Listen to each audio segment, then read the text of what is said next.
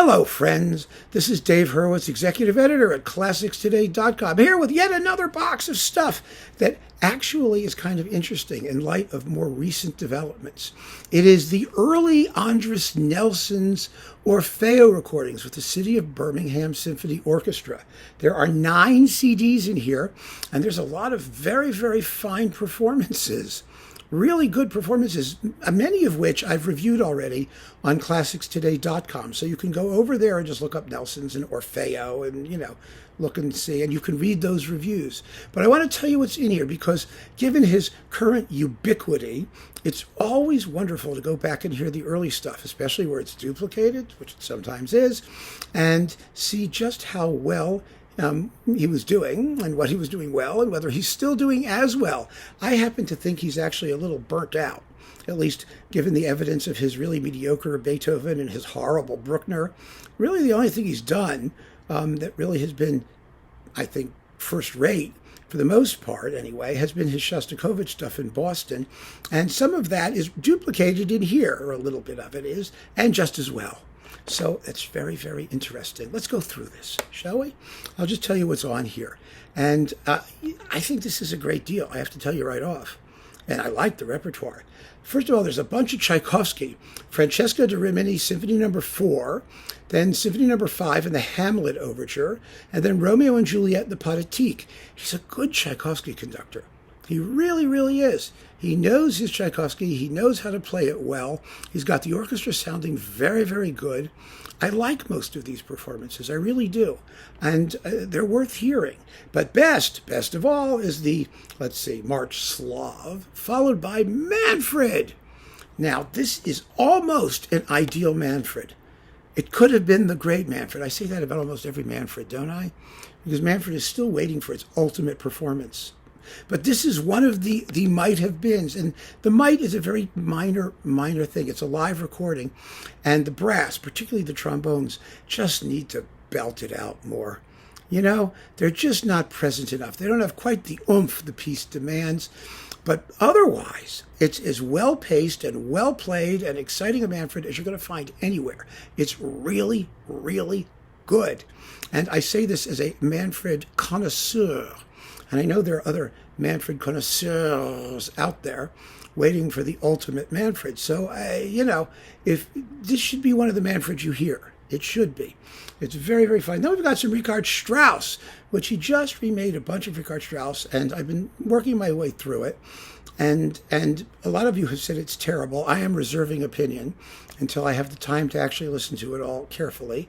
But this is good Richard Strauss. You've got the Alpine Symphony and the dance of the Siebenschleier, the Seven Veils. And then you've got Zarathustra and Don Juan until Eulenspiegel, and Ein Heldenleben and the Rosenkavalier Suite. It tells us at least that Nelsons was always a good Straussian. Now, I think that there are better Strauss performances of most of this stuff. I mean, this stuff is such a dime a dozen, isn't it? I mean, you hear it everywhere, all the time, and everyone does it. And so, is it, essential Strauss? No. I mean, is any Strauss essential nowadays?